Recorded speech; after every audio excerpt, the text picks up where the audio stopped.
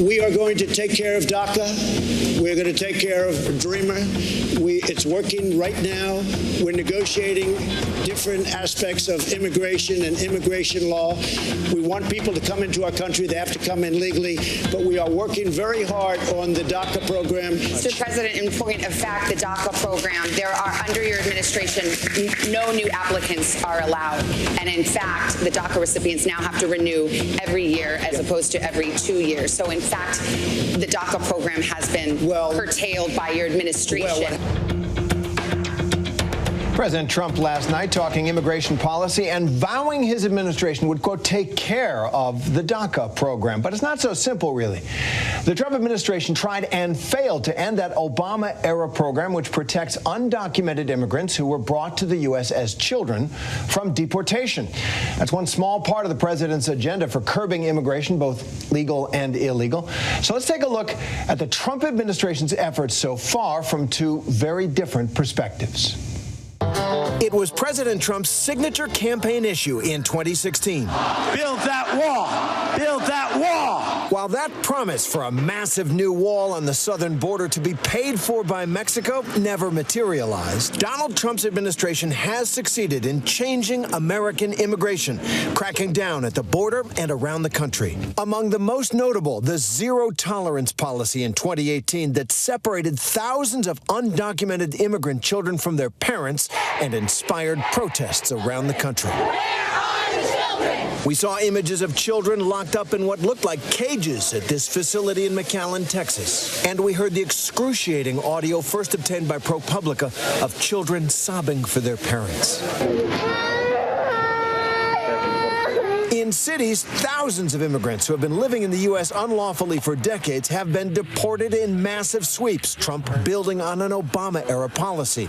Those raids continuing even during the pandemic, and Trump's incendiary rhetoric striking fear in these communities. Police, come to the door! So, is this what voters wanted? A Gallup poll this summer showed that for the first time, more Americans want immigration increased rather than decreased. We talked to two people with very different perspectives on this issue. Dan Vandertees runs a small dairy farm in Brussels, Wisconsin. I like getting up and working outside. I see every sunrise. Every day my wife and I get up and we go to work together. Crisia Rivera-Perla is a dreamer, an undocumented immigrant brought to the United States by her parents when she was 8 from El Salvador, and now a medical student studying at Brown and Harvard universities. I grew up my entire childhood, essentially living in the shadows, for lack of a better word. Dan Vandertees says the influx of undocumented immigrants provided cheap labor to big farm operations, and it's made it tough for family businesses like his to compete. If we have a lot of illegal immigration, we have a lot of cheaper labor available for the larger farms, which are able to expand. So our supply is greater. That means our milk price is less, which means that my check goes down. Dan says he's not happy with either political party or the divisiveness in our country, but he credits the Trump administration's tough policies with stemming the flow of cheap labor. The hourly wage that the workers are getting on these farms has gone up by quite a bit. And what do you attribute that to? Probably because they're ready to come across the border. So we had less. You have less workers. You got to pay more to keep the ones you got. For Crisia Rivera-Perla, the Trump administration's efforts threatened her future as a doctor. She had been protected from deportation by the Obama-era program DACA. I think this program has been life-changing and life-altering, to say the least. At the same time, it has also been a source of stress. And I think the reason for that is that DACA was always meant to be temporary. In the fall of 2017, her fears were realized. President Trump moved to terminate the program. But his attempts to end DACA were overturned by the Supreme Court this summer. The day you heard the Supreme Court decision came down, how'd you feel? I was elated. I was very excited. I was actually in the operating room.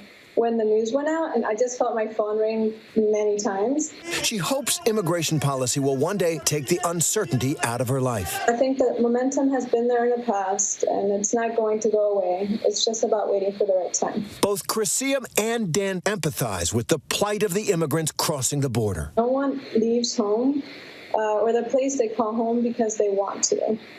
They're driven, they're forced to leave home because the situation is so dire. They're just trying to better themselves. I get it. I understand it. And I will hope them all, wish them all well.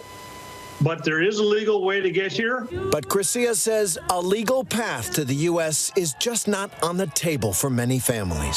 How would you answer people who are on the other side of this issue, that they say, you know, we have laws and you and your family came without the benefit under those laws? But I think the bottom line is that this notion of getting in a line to apply for asylum or apply for immigration, it's not a line that really exists for individuals coming from certain countries. Hi, everyone. George Stephanopoulos here. Thanks for checking out the ABC News YouTube channel. If you'd like to get more videos, show highlights, and watch live event coverage, click on the right over here to subscribe to our channel. And don't forget to download the ABC News app for breaking news alerts. Thanks for watching.